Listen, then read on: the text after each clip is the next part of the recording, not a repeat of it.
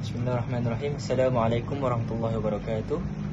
Pada hari ini saya akan memperkenalkan diri saya dengan tidak terlalu detail tapi ada.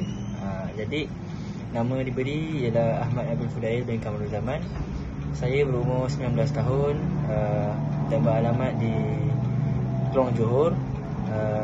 Saya sebelum ni bersekolah di Sekolah Menengah Agama Kerajaan Johor di Kelong, Johor, dan keputusan SPM saya mendapat sebanyak 7A. Alhamdulillah. Hobi saya ialah bersukan. Saya minat dalam bermain sukan-sukan yang melibatkan tangan, pergerakan kinetik yang banyak seperti bola tampar, badminton, kriket dan sebagainya.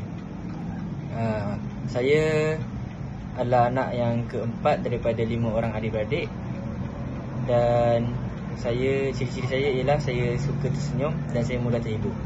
Sekian, Assalamualaikum warahmatullahi wabarakatuh.